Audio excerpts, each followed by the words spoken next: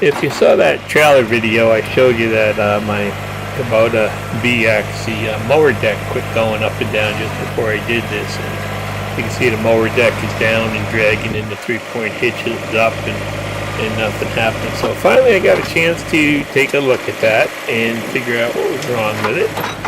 And I brought it down to the shop and took the back wheel off in there. I saw there was a shaft hanging down. Actually, it's out of there now. That went from the mower lift. Here it is.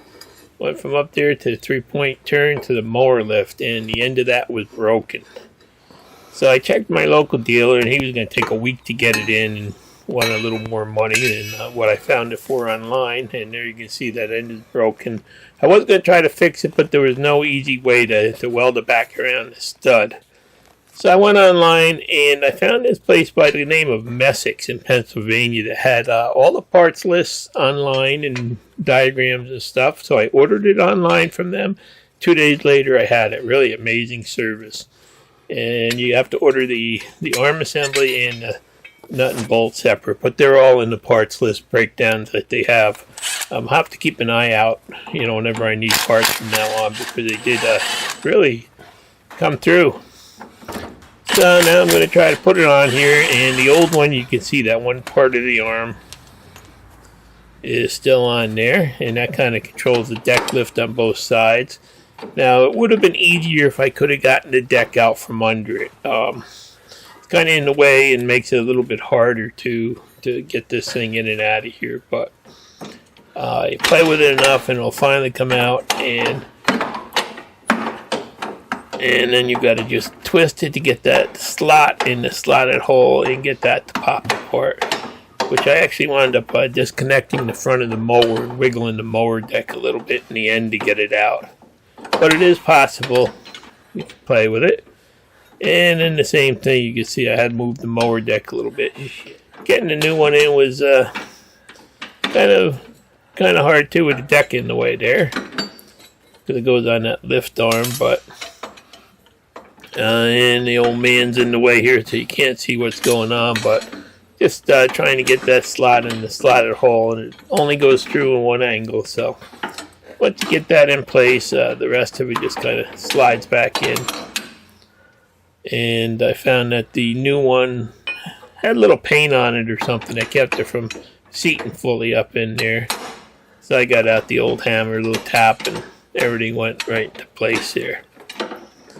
So it really, didn't take that long to fix this, and seems like it would be a common problem with them, because that piece really holds all the weight on the end there, and it's such a thin section in front of there, and you can't really go back and weld it up later because the way it moves on the other one. So better off to buy the whole bracket assembly there, which actually was like $110. So that wasn't really too bad for being a Kubota part.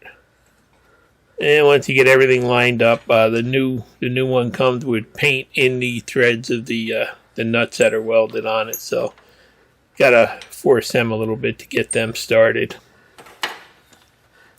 And I'll just snug them down with a drill. So I tell you, I really like these M18 hammer drivers.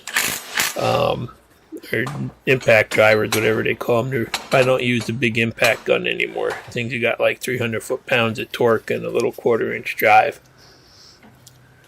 So then once that goes in, the slotted part goes up in there and the pin goes back in. And I started by putting it in the wrong way and then realized I couldn't get that pin in the back there.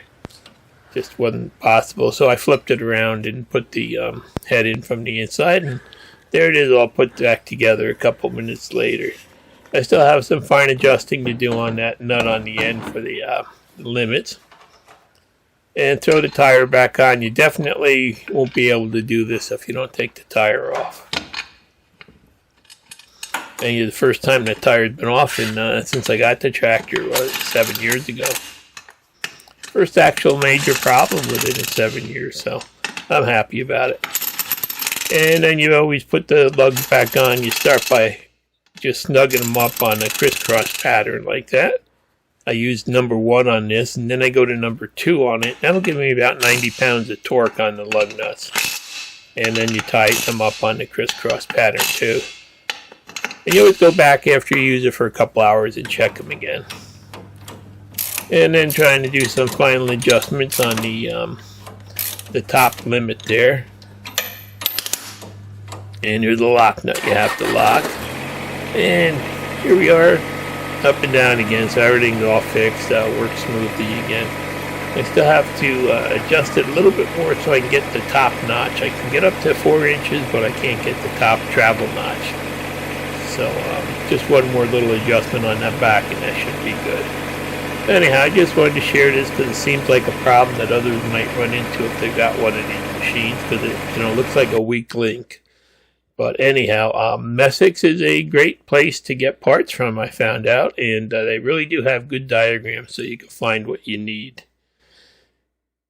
Hopefully, if you have the same problem, it's an easy fix for you. Thanks for watching. Please subscribe.